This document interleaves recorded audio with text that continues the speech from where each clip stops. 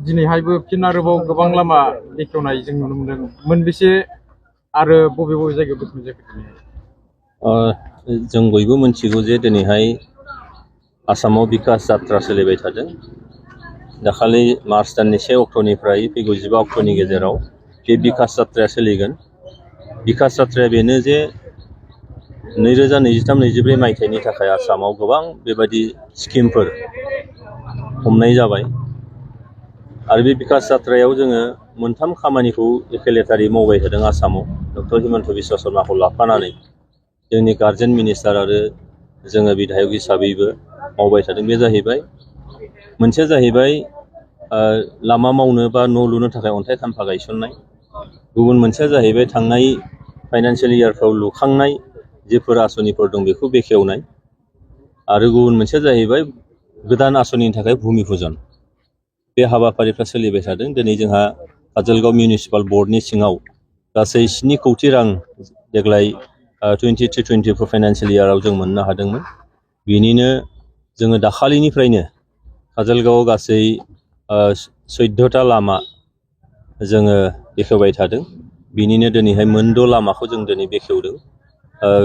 गिबिथाराव जोंहा सोमदोन नोगोर बेंटल गेटआव, बिनि उनाव गोजोनपुरियाव, बिनि उनाव जोंहा किसान बाजाराव आमलाइगुरि होननाय गामियाव, बिनि उनाव जोङो नैबे डन बस्क'आव खुखुरमारियाव, दा दिनै बे नैबेयाव धालिगाव जों बेखेवदों।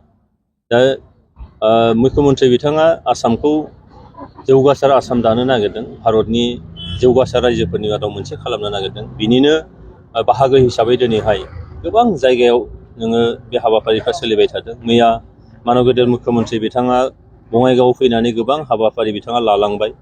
अन्थाइ खाम्फा गायसननाय, भुमि पुजन खालामनाय, बेखेवनाय हाबाफारिखौ लालांबाय। जोंनि चिरां जिल्लायावबो चिरां जिल्लानि गार्जेन मिनिस्टार मानगोनां बिथां उरखाव ब्रह्म बिथाङाबो फैनानै चिरां जिल्लायाव गासै 32टा बेबादि लुखांनाय स्किमफोर आरो गोदानै लुफुंनो नागिरनाय स्किमफोरखौ बिथाङा अन्थाइ खाम्फा गायसनफैदों, फिथा हाफैदों। बेयाव स्कुल दङ, कलेज दङ, JJMनि आसनिफोर दङ, लामा दङ, स्कुलाव लुनाय बिल्डिं अलरेडि लुखांनाय दङ WPTनि। दा बे गोबां हाबाफारिखौ लानानै मैया बिथाङा 32टा स्किमखौ बिथाङा लन्च खालामबाय आरो बेजों जों मिजिं खालामदों दिनैहाय सिडली समष्टिनि सिङाव जेफोर लामा दालां बान्दोफोर दङ बियो खोब खम समनि गेजेराव नैबेबायदि रेटआव बेबायदि हालाव जुदि खामानिया जाबाय थायो बेयो थाबैनो जोबस्रांगोन। दिनै काजलगांव मिउनिसिपाल बर्डनि सिङावबो नैबे जिखिनि 7 कौटि रांनि गेजेरजों लामाफोरखौ बानायदों, बेयाव आं आइडिया खालामदों 70% लामाफ्रा निस्सय लुखांजासिगोन। फैबाय थानाय बोसोराव जोङो मेक्सिमाम जों ड्रेनखौ लागोन, बिनि उनाव मोनसे मोननै लामा थानाय बेखौ जोङो खालामगोन। बेजों पारमानेन्टलि होननो हायै जों माखासे जेंनाफ्रा काजलगांव मिउनिसिपाल बर्डनि सिङाव जोबगोन। बियो जोंनि जौगानायनि मोनसे बिदिन्थि आरो बेखौ जोङो मावलांबाय थागोन। आरो नोंथांमोननि मिडियानि गेजेरजों आं फोरमायखानो लुबैदों, जोंहा 8 तारिखआव बिमा दैनि सायाव लुफुंजानाय आइ फुवालि जिखौ दालां 1 किल'मिटार फ्राम दालां, बे दालांखौ 8 अक्ट' खालि एदिन माने जोंहा मानगोनां चिफ प्रमद बर' बिथाङा फैनानै बेखेवफैगोन। बेनिखायनो बै दालांजों सोमोन्दो गोनां आरो खाथि खाला रायजो राजाफोर, जोंनि हानजानि दैदेनगिरि सानसुमैफोर गासैखौबो बे हाबाफारियाव बाहागो लानो थाखाय आं खावलायबाय। नुनो मोनदों जे नोंथांनि समष्टियाव बङाइगाव समष्टिनि हाबफानाय दिल्ली निउसनाव दा गोदानै नोंथांनि समष्टियाव हाबबाय। दा नोंथांनि समष्टियाव हाबनाय लोगो लोगो नैबे काजलगांव मिउनिसिपाल बर्डआव थानाय टाउन समष्टिनि आन्दाराव थानाय बे जिखिनि गामिफोर बेदिनो हाबनाय लोगो लोगो नोंथाङा बे जौगाखांनाय खामानिखौ खोथाखौ जों क्लियार जाबावनांगोन जे जोंहा डिलिमिटेसन प्रसेसजों बङाइगाव समष्टिनि चिरां जिल्लानि जिफोर पार्ट दंमोन बियो सिडली चिरां समष्टि जासिगोन। दा बेयाव हाबफैजोब्बाय, नाथाय जोंहा टेकिं अभार हेन्डिं अभार जायाखै। जोङो चार्ज दासिमबो फुलि जों मोनाखै। मानगोनां चिफ मिनिस्टार बिथाङा बुंदों जे MP इलेक्सननि उनाव जोङो बे गोदानै हाबनाय ओनसोलफोरखौ जों आजावनानै लागोन आरो जायफोर ओनसोलफ्रा गुबुन समष्टियाव थांबाय बेखौ जोङो एंगारहरगोन। बे हाबाफारिया MP इलेक्सननि उनाव जागोन। दा जों नुदों जे नैबे ओनसोला थांनाय समाव बङाइगाव समष्टिजों दंमोन बियो। बङाइगाव समष्टिनिफ्राय नैबे ओनसोला रायजो राजानि बुंनाय बायदिब्ला बिथांमोनहा जौगानायनि जेबो सुबिदा बिथांमोना मोननो हायाखैमोन। दिनै बिथांमोना सिडली चिरां समस्तियाव हाबफैनाय लोगो लोगो मोनसे जोबोद गोजोनथाव मोनदों, बिथांमोना गोग्गानाय मोनदों। आरो जिहेतु बे ओनसोला लकसभा समस्ति हिसाबै बरपेटा समस्तिमोन, बे दिनै 1 नं क'क्राझार समस्तियाव हाबनो थांगासिनो दङ। दा बेजोंबो जोंहा सिडली समस्तियावबो हाबबाय आरो क'क्राझार लकसभा समस्तियावबो हाबबाय आरो लोगोसेनो नैबे ओनसोला टाउन ओनसोल बा मिउनिसिपाल बर्डनि सिङाव दङ। मोनब्रै रोखोमै बिटिआर सरकारनिफ्रायबो आरो बे ओनसोलाव जौगानायनि हाबाफारिया जाबाय थादों। बेनिखायनो मोनब्रै बिथिंनिफ्राय नैबे ओनसोलाव जौगानाया जागोन, जौगालु हाबाफारिफ्रा जागोन आरो बेजों रिपिडलि मोनसे ग्रथ जागोन बा जौगानाय थांगोन होननानै आं फोरमायदों।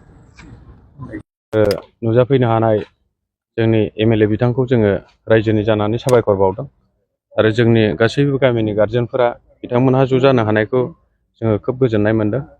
दा जोङो मोनसे एसेट मोननानै जोङो गोजोननाय मोनदों मा बेवहाय सि लेब सेन्टारा जाहैबाय मोनसे मोनब्रै मोनबा माखासे सेल्फ हेल्प ग्रुपखौ लानानै मोनसे बिसोरनो सेन्टार मोनसे बानायना होनाय जादों। बे सेन्टाराव सेल्फ हेल्प ग्रुपआ बोरैहाय थांनानै थानो हागोन आरो गावसिनि बिजनेस पारपासखौ बेवहाय डिटेल्स सावरायनानै बिसोर गावसिनि खामानिफोरखौ मावलांनो हागोन। दा जोंहा मोनसे गामिया जोंहा मोनसे नाम दं हिसाबै, हायनारि क्लिन भिलेज नाम दं हिसाबै जोङो बे एसेटखौ मोननानै जोङो खोब गोजोननाय मोनदों। मानो होनोबा बेवहाय मोनसे अफिस रुम थागोन आरो मोनसे मिटिं हल थागोन। दा बे मिटिं हलाव जोंनि गामिनि निस्सय समस्याफोरखौ बा गामिखौ जोङो बोरै जौगालांहोनो बिनि सायाव जोङो सावरायबाय थानो जों स्कप मोनगोन। ओंखायनो दिनैनि सरकारखौ जोङो गोसो गोरबोजों बा मोजां मोनो, जाहाथे बेबादि राजुहुआ खामानिफोरखौ जोङो मोननायनि थाखाय माने जोबोद गोजोनदों। जों आसा खालामो जोंनि बे साब सिखोन आफादजों लोगोसे गामिनि रायजो राजा गासैबो जोंनि समाज दानाय, समाज फोसाबनाय, एन्टि ससियेल एक्टिभिटिसफोरखौ जोङो जाहाथे फोसाबनो हायो, बेनि थाखायनो जोङो साब सिखोनखौ खालामनाय जादों। आरो दिनैसिम 2019निफ्राय 1 अक्ट'बरनिफ्राय खामानि मावबोनानै दिनैसिम जों मावबाय थादों। 4 बोसोरनि आगान होबाय।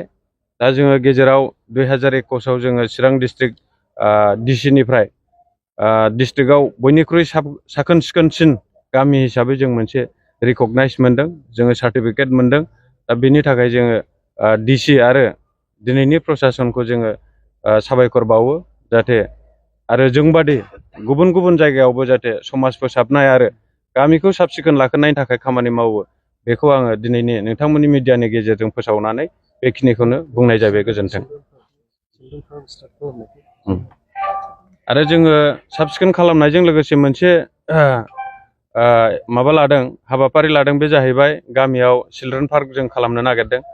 जोंनि मानसिफ्रा जिहेतु बाहेरायाव गेलेगारनायनि मोनसे सुबिदा गैला, बेनिखायनो जोङो गामियावनो मोनसे फिसा दखरसे जायगाबाबो जोङो गथ'फोरखौ गेलेहोनायनि मोनसे सुबिदा बानायनो नागिरदों आरो बे चिलड्रेन पार्कआ जागायबाय।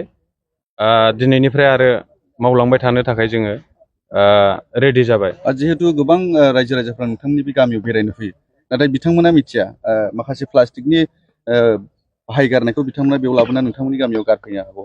बेयाव नोंथांमोना माबायदि साबधान होनो? नंगौ, बिथांमोना जिहेतु मिडियानि गेजेरजों मोननानै गामियाव फैनो लुबैनानै फैयो, नाथाय बिनि नियम नितिफोरखौ बिथांमोनहा मोनथियाखै। मोनथियैनि खारना मोनसे दङ, जोंबो बिसोरनो जथेस्थ' इनफरमेसन माबाफोरखौ जों होनो हायाखै। जोङो जायगा जायगा माखासे इनफरमेसन बर्ड जोंनाव थानांगौमोन। डास्टबिन दङब्लाबो बिथांमोनहा बाहेरायाव गारलाबायनो नागिरो आरो बिनि सायाव जोङो खोब भलुन्टारि टाइपनि जोङो माखासे ग्रुप बानायना होनो हायैयाव बिथांमोनखौ जोङो साबधान होस्लाबनो हायैयाव बिथांमोनहा गालाङो। जों खावलायगोन जायफोर बिथांमोनहा जोंनि गामियाव बेरायनो फैयो, नायनो फैयो, बिथांमोनहा जाहाथे साब सिखोनखौ लाखियो। साब सिखोन खालामोबा गाव गावनि डिसिप्लिनाबो निस्सय आपग्रेड जालांगोन, जों बेखौ खावलायो। गोबावनिफ्रायनो दङ, गोबावनिफ्रायनो इस्टाब्लिस जानानै फैदों। दा बेखौ जोङो फोसाबनो थाखाय जोङो रायजो राजाफ्रा ज' जानानै थारमाने लोगो खौसे जानानै जोङो बे माबाखौ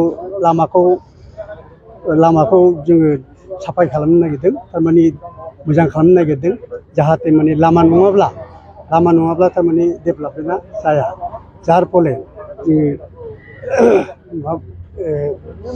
मिनिस्टारफोरजों जोङो एसे लोगो हमनानै लोगो लाफानानै जोङो ज' थाबायनानै जोङो बे खामायखौ दिनैहाय मोनफैबाय दा बेखायनो आङो दा गोजोनपुरि गामिनि